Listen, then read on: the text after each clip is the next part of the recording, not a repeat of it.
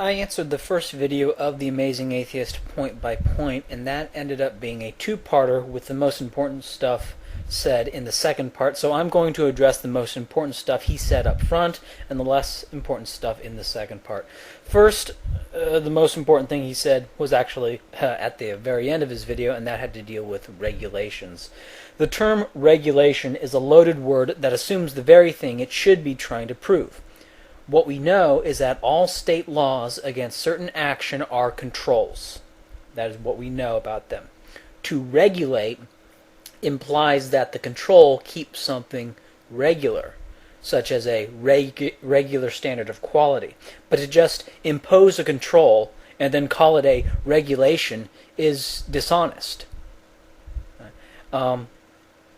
All regulations are controls, but not all controls are regulations. And I know TJ is not being dishonest. He's just using the vocabulary that he's inherited, and that is just the vocabulary he's inherited that is dishonest. In the video, TJ says that the way products are regulated on a free market is that people buy them, they're tried, and if they are unsafe, a few people die, and then it spreads by word of mouth that the product is unsafe. How much better would it be to have government inspectors determine the product is safe or unsafe right away, and to prevent these needless deaths? Well, okay, for food regulation, I don't see how the state can effectively regulate. There is state regulation right now, and tainted food still gets occasionally shipped. Less tainted food gets shipped than before because technology is better, right? Technology is better. And that's right now, and right now, because right now there aren't enough resources to have food inspection in transit.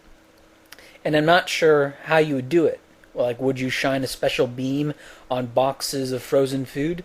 Right? The notion that the state makes your food safe is both utopian, i.e. it's impossible, but also dangerous. Because what happens is people go to a restaurant, for example, they see the little A rating on the building or whatever, and think, oh, this must be a clean place. I can now eat here in confidence. And what it does is it prevents people from doing the only form of food regulation that can realistically work, and that is inspection at the moment of eating. Now, product inspection was done for things like hair dryers, vacuum cleaners, and appliances on a free market by third parties. An example would be Underwriters Laboratory. You know, that little UL logo on the bottom of products? That means that that company chose to send their product to a private third-party laboratory to test, and of course, Underwriters Laboratory takes a random sample and inspects the production processes and does all that needs to be done to make sure that the companies aren't gaming the review. And the problem today, though, is one of psychology, and people today don't look for things like the UL logo on their products because they believe that it's being taken care of by the state, right? If we were on a free market and there was no illusion of state regulation, then I believe people would, take more time to inspect the products and the food and all the stuff that they are using. And so the problem today is one of psychology. People seem to feel safer when the state is doing something than when it's done by a private company. And this comes from a deification of the state, quite frankly. An example would be that a common objection to a non-state regulatory board is that it could be bribed, whereas apparently the FDA can't be bribed. In fact, having a single monopoly regulatory board makes it easier for the FDA to get bribed, because if some FDA official gets bribed and decides to slow roll or even block approval of your product, you can't go to another approval board. You are blocked by the single monopoly regulatory agency. What makes a private company better is that their authority is not presupposed, and so if they get bribed, it's not then the law that you still have to get your drug or product approved by that now obviously corrupt company.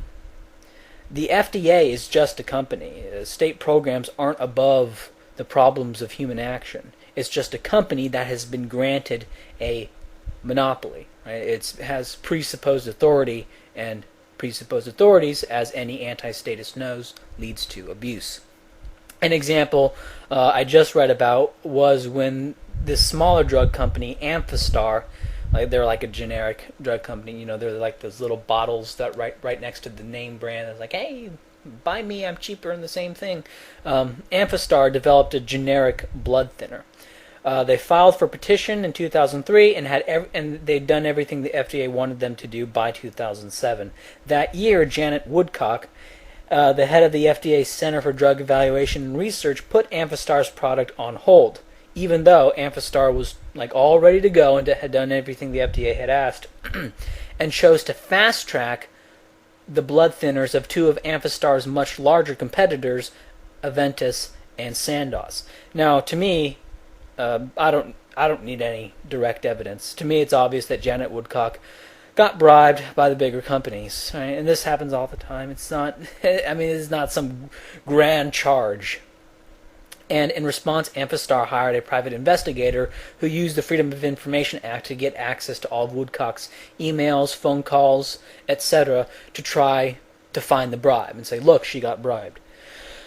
But why the hell is this even happening? Why does Amphistar have to do this, hire a private investigator and put up with this nonsense, and we end up waiting for possibly life-saving and at the least life-improving drugs for years?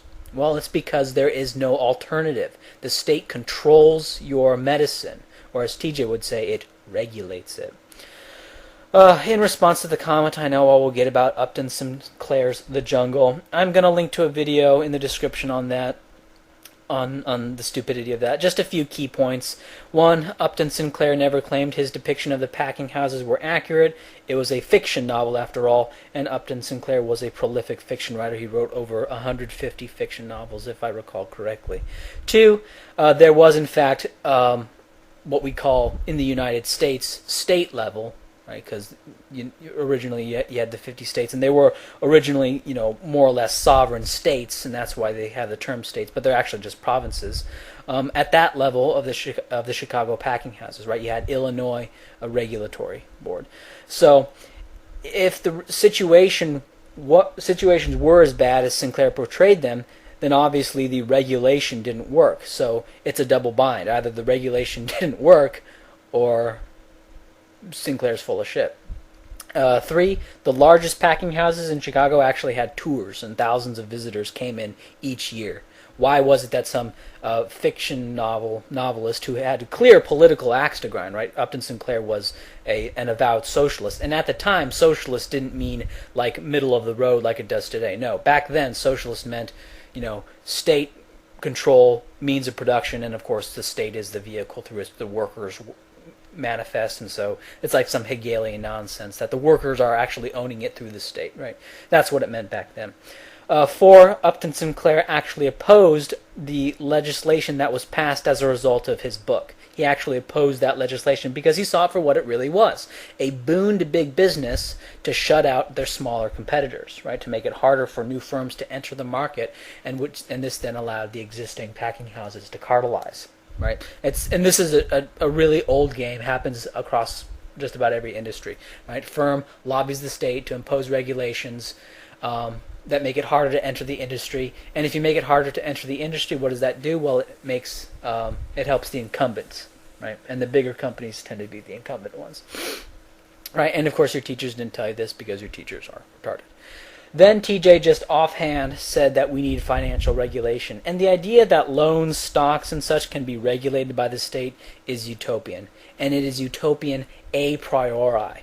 Because when you make a loan, you are making a prediction, right? Different types of loans are different predictions. Deciding what is a good loan and what is a bad loan is something that professional, full-time investors struggle with every day. If agents of the state could identify and outlaw bad loans with apodictic certainty, why wouldn't they just be investors?